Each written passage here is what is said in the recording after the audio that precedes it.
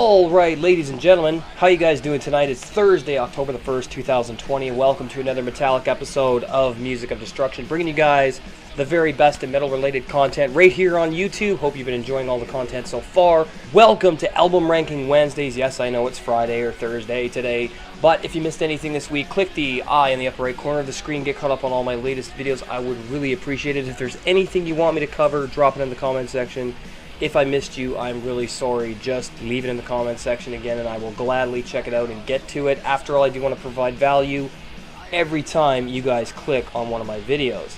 So tonight I figured I would rank one of my favorite old school heavy metal bands. And you know, if you really don't know who this band is, I don't know what you're doing here, but I thought I would rank a proto-thrash metal legend. Can you guys guess who the fuck I'm talking about? That's right, guys. Motorhead. And this is a band that I honestly think played an absolute integral role in the creation of thrash metal. Now, many are going to cite Motorhead as hard rock and perhaps even speed metal, or a combination of both, which I can't agree with to an extent. But if you listen to the elements and compositional structuring of Motorhead, the thrash roots are definitely there. And I've always considered Motorhead to be proto-thrash with some hard rock elements thrown in for good measure and for good reason. Anyways, I'm sure by now you know who the fuck Motorhead are, otherwise why are you watching this video? If you don't, and you're a patron, you can go to patreon.com/Music of Destruction, select the $5 tier, and go and check out my History of Motorhead podcast, which will bring you up to speed on who the fuck these legends are. Alright, so let's get into the rankings, shall we? Coming in at number 22, we have Another Perfect Day, released in 1983. On Bronze Records, and this one is a decent album, but it didn't have the impact of the first four albums that I really like. It's still Motorhead, it's still powerful, it still has some really memorable, good songs, but it's just my least favorite on the list. So before you go throwing comments at me like, why didn't this album get this put here, why didn't you put this album here, it's my fucking ranking video. Number 22, Another Perfect Day, decent album, but there's better Motorhead records. Coming in at number 21, we have Bomber, released in 1979 on Bronze Records. This was just after Overkill, and I know a lot of people are going to be like, what? Why is Bomber 21? Well, I'm going to tell you why. It wasn't as good as Overkill to me. It was kind of rushed. It had a rushed feeling. It's still a good album. Motorhead can do no wrong, but it's not one of my favorite records. It's still going to go in my discography. Obviously, I want to get all of Motorhead's stuff, but Bomber just kind of failed to me to live up to Overkill. That's just how I feel. It's a good album. Still, it's Motorhead. Coming in at number 20, guys, we have Bad Magic, released in 2015, and this was a return to form for like Ace of Spades, the self-titled, and Overkill. Kind of had that feel going on here on Bad Magic. It's a great album. It was their final album, released in 2015 on Motorhead Music, like I said, and it's a great album, so if you don't have it, get it. I mean, you can't go wrong with Motorhead. Bad Magic gets number 20. Coming in at number 19, we have The World Is Yours, released in 2010 on Motorhead Music. Great album, got some good songs, memorable anthems going on here, some great guitar work, drum work, bass work, obviously Lemmy, but it just isn't as good as their older stuff, and I don't know if they took a downslope after the 2000s, but I just feel everything pre-2000s was a lot better, though they did have some good comeback records during the next 15 years when they released their final release of Bad Magic. But The World Is Yours was just kind of a strange album to me. Yes, it still had a lot of those elements that I love about their early years, just not as good in my opinion, because I guess aging slows you down, right? Coming in at number 18, we have Kiss of Death, released in 2006 on Steamhammer Records. Now, this was a decent album, just kind of lackluster in some ways for me. I still enjoy it. It's Motorhead. It's not a bad record. It does have some really memorable tracks on it, but nonetheless, it gets number 18. Coming in at number 17, we have We Are Motorhead, released in 2000 on Steamhammer Records. Decent album, just kind of a filler record to me, though, in a lot of ways. It wasn't as good as some of their other stuff, but again, it's Motorhead. They have an incredible discography for the most part, and they don't really put out shitty albums. This one, to me, is decent. Number 17, We Are Motorhead. Coming in at number 16, we have Snakebite Love, released in 1998 on CMC International Records. This was a really weird album to me, and it does have some pretty decent songs on it.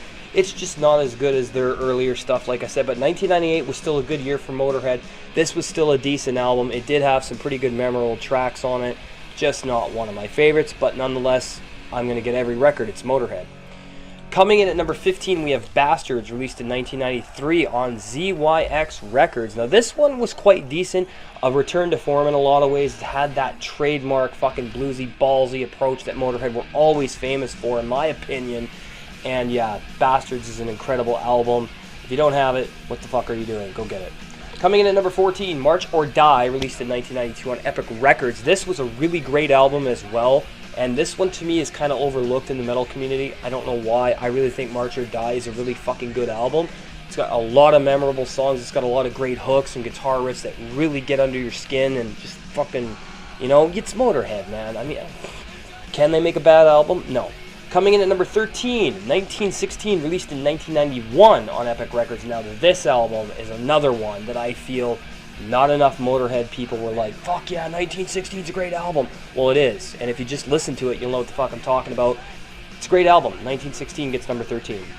Coming in at number 12, Rock and Roll, released in 1987 on GWR Records. Another one that a lot of people overlooked. Now, this is the record that my dad had. My dad had a lot of Motorhead.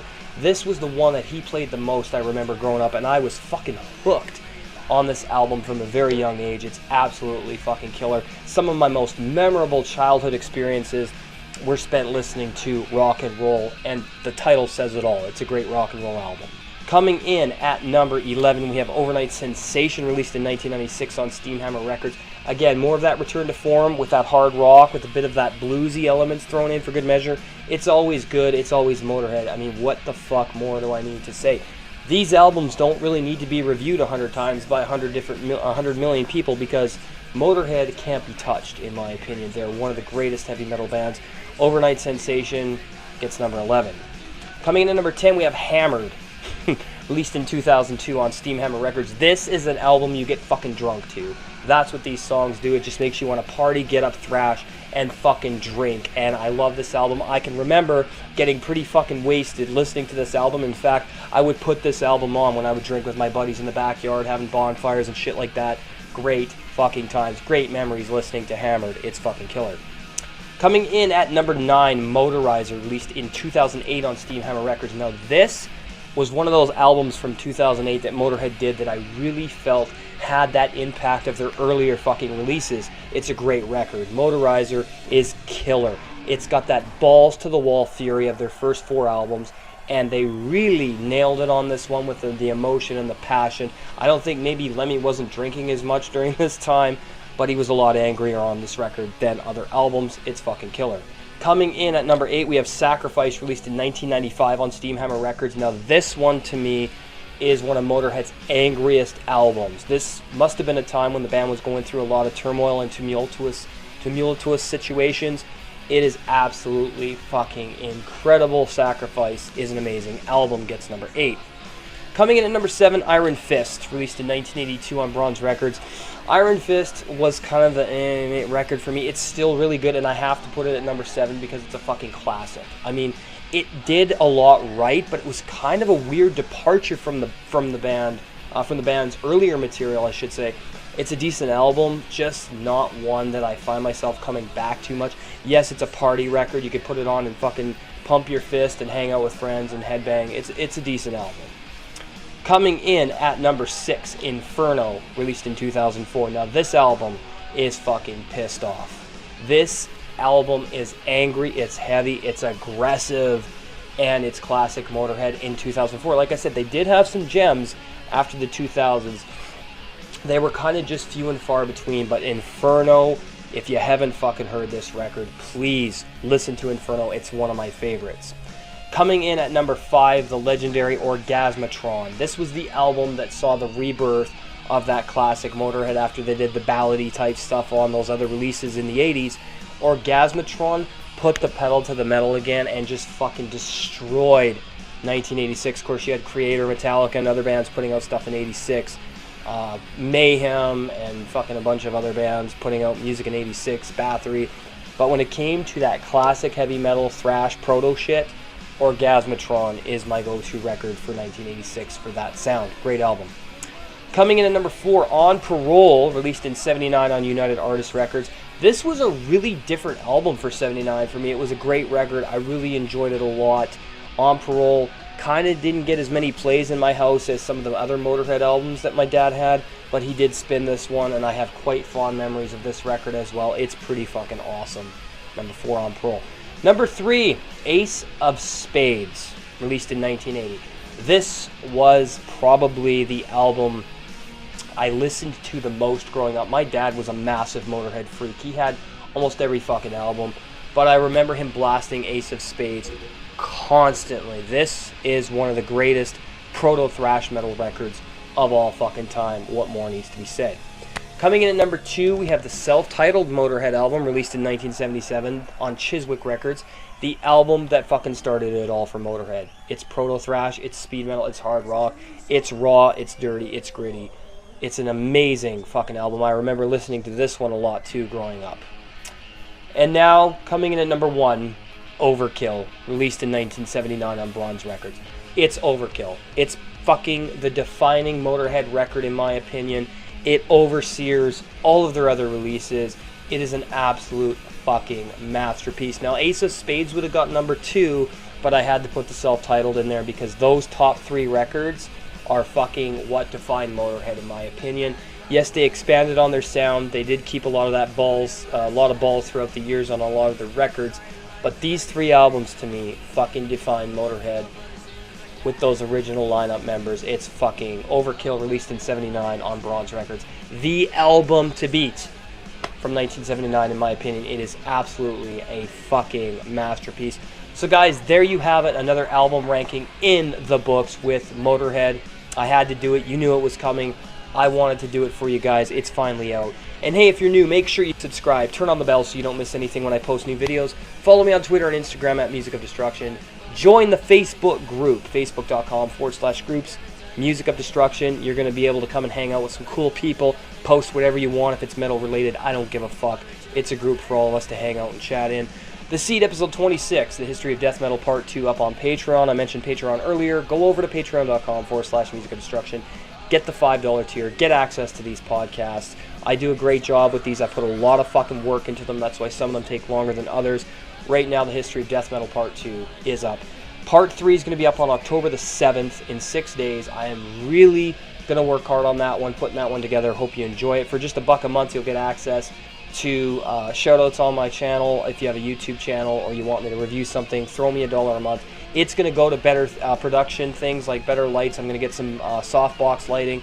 I'm going to get a better camera, more green screen space. So yeah, that's what your support's going to help. So if you want to help the channel grow, help me get better equipment to keep making better videos, that's what your support's going to. Colton James and myself going to be doing our very first movie review as soon as we get we're moving a studio into the living room. We're going to be shooting out in my living room. It's going to be a lot more space out there. We have a lot of stuff planned for that. We're going to get roof lights, softbox lights, all kinds of stuff with diffusers and everything, and 2 really awesome camcorders. So let's check out a clip of what you guys can expect on the new channel. My name is Scarlett Marlowe, and I'm a student in urban archaeology. What was that?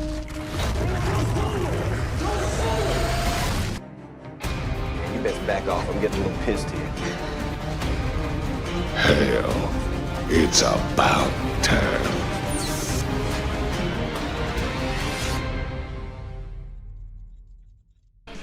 And guys, we are back. I want to give some shout outs to some great brothers in the YouTube community. Metal Ben's Chronicles, King of Swords, Acid Metal, Backwoods Metal, all great friends of mine. Thank you very much for taking the time out of your day to join me for another episode of Music of Destruction. Have yourselves an awesome night. Make sure to subscribe. Stay fucking metal. We will see you for Top 20 Thursdays. Bye-bye.